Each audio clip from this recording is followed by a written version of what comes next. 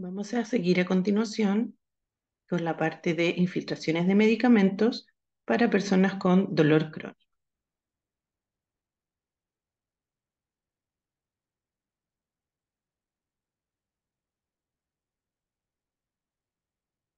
Los fármacos que se pueden utilizar en las infiltraciones son de diverso tipo. Tenemos gran variedad como los anestésicos locales. Los más utilizados son lidocaína, bupivacaína y mepivacaína. Son de bajo costo y usados en las dosis correctas son muy seguros. Los anestésicos locales generan analgesia, anestesia y bloqueo motor según la dosis y la estructura en la que se colocan. Los corticoides de depósito se utilizan por su acción antiinflamatoria en articulaciones y partes blandas. Los más utilizados en infiltraciones son betametasona como Dacam, triancinolona comercializado como Atrinat y metilprednisolona bajo el nombre comercial de Depomedrol. El ácido hialurónico intraarticular se usa como viscosuplementación del líquido sinovial en personas con artrosis inicial. En Chile existe el Suprayal y el Artrum. La toxina botulínica causa parálisis flácida debido al bloqueo de acetilcolina y de las terminaciones nerviosas colinérgicas. Alivia el espasmo muscular, pero también ejerce efecto analgésico directo por bloqueo de fibras sensitivas. La acción comienza entre 3 y 10 días y el efecto dura aproximadamente 4 a 6 meses. Por lo tanto, si un paciente se inyecta y responde bien, pero a los 5 o 6 meses comienza con dolor, se debe repetir la aplicación. Se usa en espasmos y espasticidad, en dolor por tendinitis y para bloqueos de nervios periféricos. No presenta reacciones adversas de importancia y el costo es un poco alto, ya que un frasco vale aproximadamente 300.000 pesos. Inmunomoduladores como Artrocel, Traumel y Linfomiosot son fármacos bioreguladores del laboratorio de homeopatía Hill que regulan la inflamación. Se usan en articulaciones y partes blandas, solos o combinados entre sí y con anestésicos locales. Puede ser una buena opción en pacientes con contraindicación de corticoides. El costo de la caja con 5 ampollas es bastante accesible, aproximadamente 20.000 pesos. El plasma rico en plaquetas contiene factores de crecimiento importantes para la reparación tisular y por lo tanto se podría utilizar en lesiones musculares, tendíneas, meniscales y en artrosis. Se obtiene a través de la centrifugación de una muestra de sangre venosa del paciente por algunos minutos, resultando 2 a 3 ml de líquido para su uso en la infiltración. El costo no debería sobrepasar los 100.000 pesos. La dextrosa es un azúcar derivada del maíz que se usa en concentraciones altas, de 10 a 30%, en tejidos como tendones, ligamentos y cartílagos. La inyección crea una inflamación localizada y controlada que pone en marcha la regeneración de los tejidos. Tanto la infiltración con dextrosa como la con plasma rico en plaquetas se incluyen en el concepto de proloterapia o terapia proliferativa. Se debe tener presente la posibilidad de tratar el dolor crónico con procedimientos de infiltraciones, especialmente en pacientes con dificultades para recibir un tratamiento oral o pacientes con dolor refractario a los fármacos orales. Ahora que conocemos los fármacos que se utilizan, podemos explicarnos los beneficios de las infiltraciones. La analgesia inmediata postprocedimiento por el uso del anestésico local. Este efecto es casi mágico para los pacientes. El control de la inflamación por el uso de corticoide o bioregulador. De esta forma se acelera el proceso de reparación. La disminución del espasmo muscular cuando usamos anestésicos locales o toxina botulínica, lo que sumado a los bloqueos de nervios permite el reposo de las estructuras anatómicas. La modulación del neuroeje, que está alterado en dolor crónico, a través del efecto sobre el nervio periférico y el asta posterior de la médula. La reducción de dosis de fármacos sistémicos. Esto es muy relevante en población mayor, con polifarmacia, donde las interacciones farmacológicas y las reacciones adversas son potencialmente más graves. El aumento de confianza del paciente en el tratamiento ante la buena respuesta, especialmente por ser pacientes que llevan mucho tiempo sufriendo con dolor. Sin embargo, está descrito en algunos estudios un efecto placebo importante solo por el procedimiento. Por ejemplo, se ha visto pacientes que disminuyeron el dolor articular con la infiltración de solución fisiológica sola. Bueno, y permite una integración mejor a las terapias de rehabilitación. A continuación, tenemos el listado de las complicaciones descritas con estos procedimientos. El síncope vasovagal puede ocurrir en hasta el 1% de los casos y es fácilmente manejable. El dolor o inflamación articular en las primeras 48 horas post-inyección ocurre en respuesta a los microcristales de corticoides, cuando se usa corticoides, en el 1 o 3% de los pacientes. Es más común ante el uso de triancinolona y metilprednisolona que ante betametasona. En parte, se evita con la aplicación de hielo post-infiltración. La infección articular es una complicación grave pero muy poco frecuente, que se ve en 1 a 10% de las infiltraciones. La artropatía corticoidea es una entidad controversial. Se propuso que aparecía en cartílagos de pacientes con infiltraciones intraarticulares seriadas, con corticoides cada 2 o 3 meses. Sin embargo, otros estudios no pudieron replicar esta aseveración. La recomendación actual es no infiltrar la misma articulación con corticoide más de 3 veces al año. Hematomas pueden ocurrir al pinchar accidentalmente un vaso sanguíneo importante y en un paciente con alteración de la coagulación. La infección de la piel es poco frecuente y responde bien a tratamiento antibiótico con cobertura Staphylococcus aureus. El neumotórax en bloqueos de puntos gatillos periescapulares o en bloqueos de nervios supraescapular de pacientes muy delgados es muy infrecuente. Se puede prevenir con el uso de guía ecográfica. Los efectos adversos por difusión a la circulación sistémica de corticoides y o anestésicos se evitarían vigilando las dosis totales a infiltrar y que el sitio esté alejado de vasos sanguíneos. Esta diapositiva muestra una manera de clasificar los tipos de infiltraciones en infiltraciones de partes blandas, que serían las peritendíneas, intrabursales, pericicatriciales, infiltraciones intraarticulares y bloqueos neuromusculares, entre los que se encuentran los bloqueos de puntos gatillo miofacial, de nervio periférico, paraespinoso o músculo espástico. Para partir con las infiltraciones de partes blandas, tenemos la infiltración del espacio subacromial vía lateral, para patologías como bursitis subacromial o tendinitis del manguito rotador. En este caso, se realizó la infiltración con betametasona más lidocaína.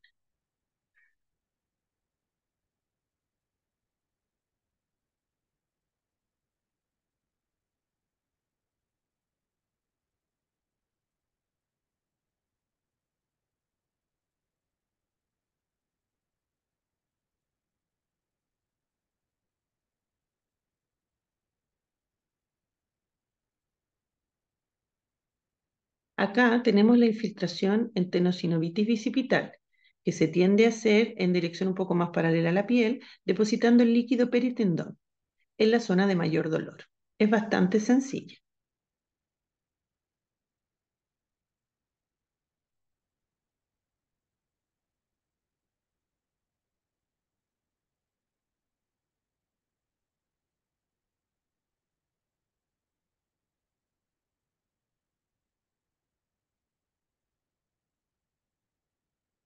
¿Cómo vamos?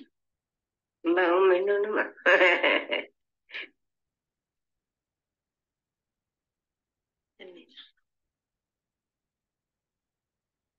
Esta es la infiltración de epicóndilo en casos de epicondilitis medial o lateral. Vamos a pinchar epicóndilo primero. Esto es con Traumel y lidocaína. Pincha así.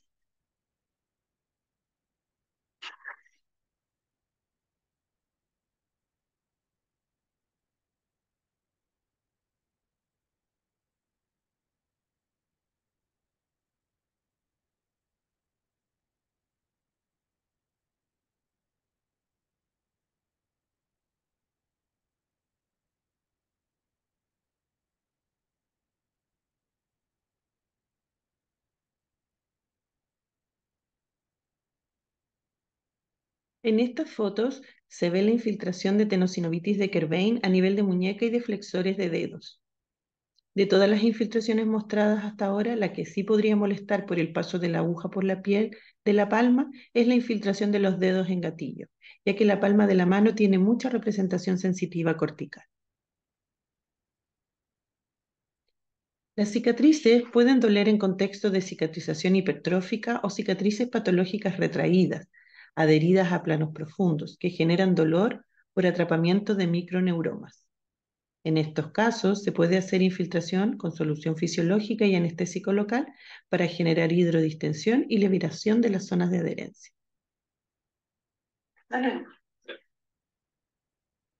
En este video vemos un paciente que posterior a cirugía por fractura de codo evoluciona con dolor de cicatriz en contexto de zonas adheridas a planos profundos que limitan la movilidad. Aquí se le está realizando una adherenciolisis de la cicatriz.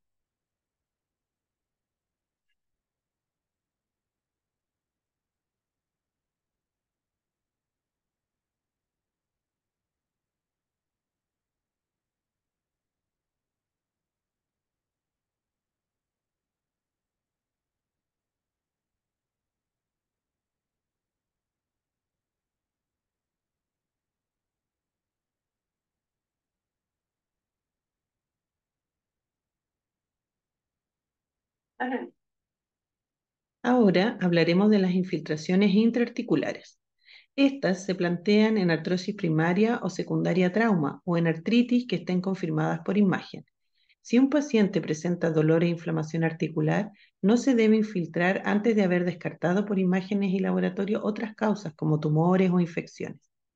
Los fármacos que se usan son corticoides, Actrocel, ácido hialurónico con o sin anestesia. También podría usarse soluciones de proloterapia como plasma rico en plaquetas o dextrosa. El volumen a utilizar es entre 1 a 3 cc dependiendo del tamaño de la articulación. Esta infiltración debe realizarse con técnica séptica, por lo cual se usa campo estéril y guante estéril. Requiere de un ayudante para la preparación de la jeringa y su contenido sin que se pierda la asepsia. Eventualmente se puede usar guía imagenológica, ecográfica o radiográfica en casos de acceso muy difícil. En este video se observa una infiltración intraarticular glenumeral vía posterior en un paciente con capsulitis adhesiva.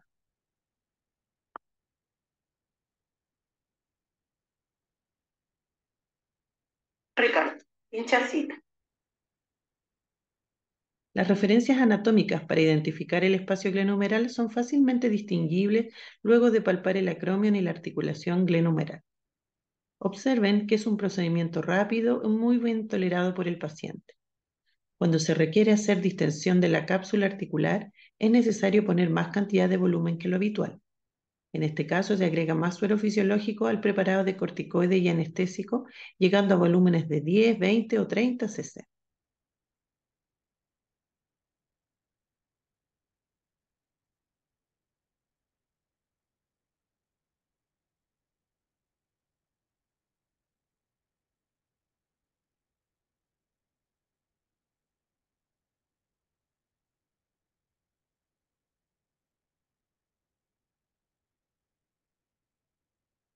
En esta diapositiva está la infiltración de la articulación acromioclavicular.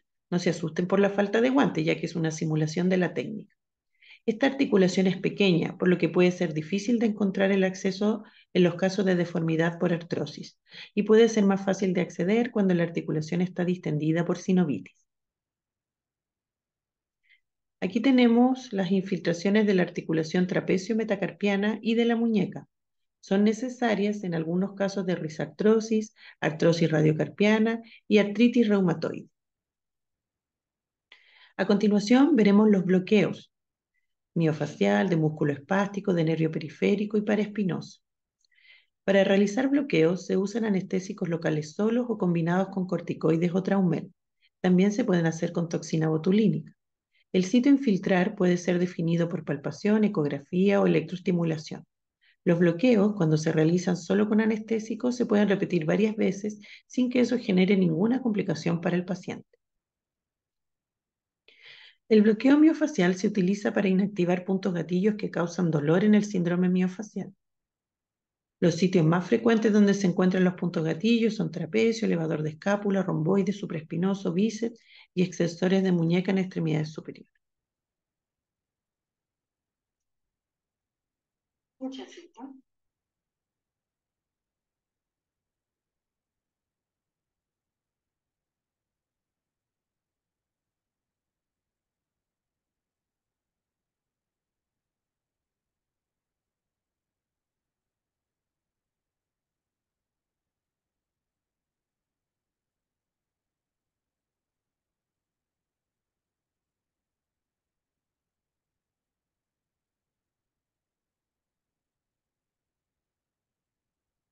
La espasticidad que ocurre en patologías del sistema nervioso central puede llevar a posturas viciosas y dolor.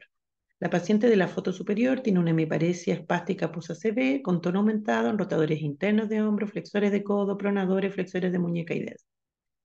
El bloqueo de los puntos motores que desencadenan la espasticidad con anestésicos locales o toxina botulínica puede disminuir el dolor. El paciente de las fotos de la zona inferior tenía dolor de hombro y limitación de rotación externa post-ACV. Se le hizo una infiltración de toxina en el subescapular con excelente respuesta analgésica y en el rango articular. Los bloqueos de nervio periférico se usan para reducir el dolor de tejidos inervados por el nervio en caso de neuropatías compresivas. Si consideramos la fisiopatología del dolor crónico y las vías del dolor, los bloqueos permiten denervación de áreas dolorosas, interrupción de aferencias nociceptivas al cerebro, eliminación de un foco de irritación nociceptiva, interrupción del componente aferente de los mecanismos reflejos anormales, eliminando las respuestas reflejas, interrupción de la conducción de los impulsos simpáticos eferentes. Con todo esto, se espera que el paciente disminuya la percepción de dolor. Hay que tener en consideración también si el nervio a bloquear es sensitivo puro o mixto, ya que si ocurre bloqueo motor, esto puede traer problemas en la movilidad del segmento corporal en las primeras horas, mientras dura el efecto de los anestesios. En extremidades superiores, los bloqueos más comunes son los de nervio supraescapular, mediano, cubital y radial. Me voy a detener en el bloqueo del nervio supraescapular. Este nervio da la inervación sensitiva y autonómica de la articulación acromioclavicular, el espacio subacromial y la mayor parte de la articulación glenohumeral, por lo que lleva la información de la mayoría de las patologías dolorosas del hombro.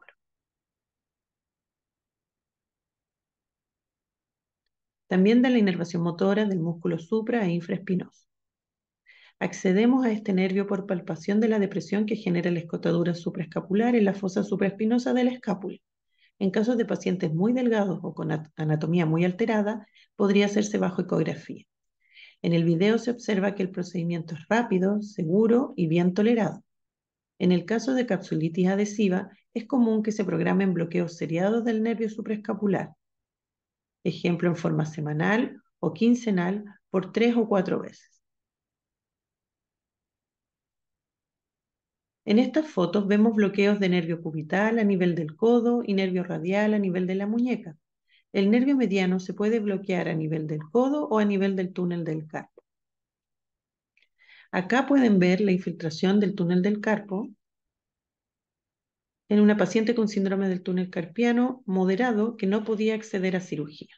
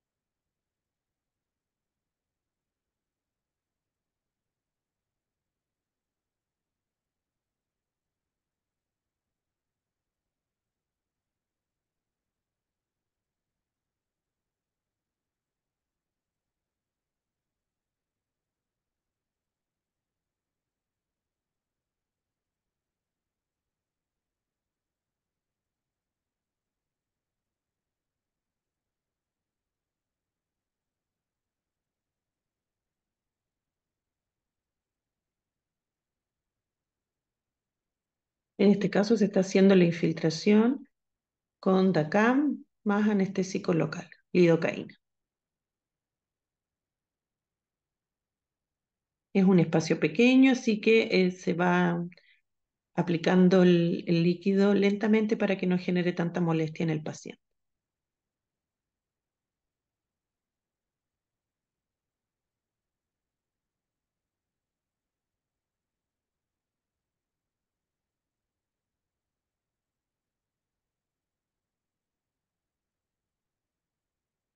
Los bloqueos paraespinosos se realizan cuando objetivamos a través del examen físico signos de sensibilización espinal segmentaria de un nivel medular cervical o lumbar. Lo que se hace en el procedimiento es bloquear el ramo medial del nervio espinal posterior, del segmento que transcurre pegado a la apófisis espinosa como se observa en la figura.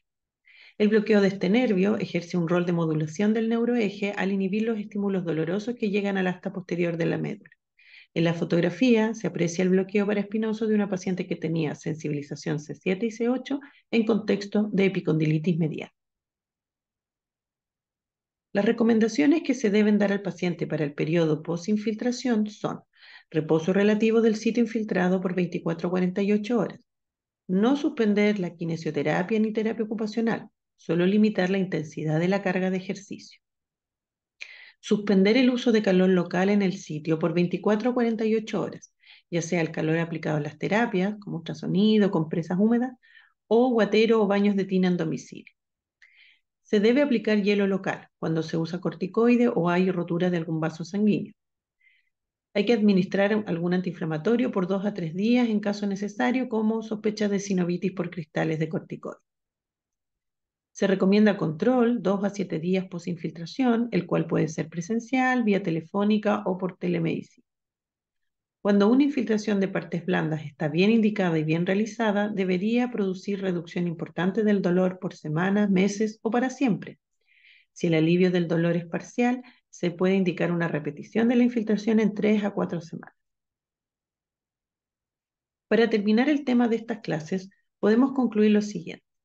Las indicaciones de infiltraciones son amplias, considerando la gran variedad de estructuras que pueden abarcar: músculos, tendones, bursas, cicatrices, articulaciones y nervio periférico.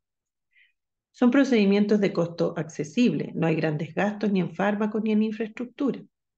Mientras haya médicos formados en hacer este procedimiento, no habría problema en hacerlo. Las contraindicaciones y complicaciones de las infiltraciones son pocas. Las infiltraciones en manos entrenadas son procedimientos seguros y eficientes para el manejo del dolor crónico no oncológico. Siempre hay que considerar que las infiltraciones no son un tratamiento único de primera línea, sino que van insertas dentro de un programa integral del manejo del dolor.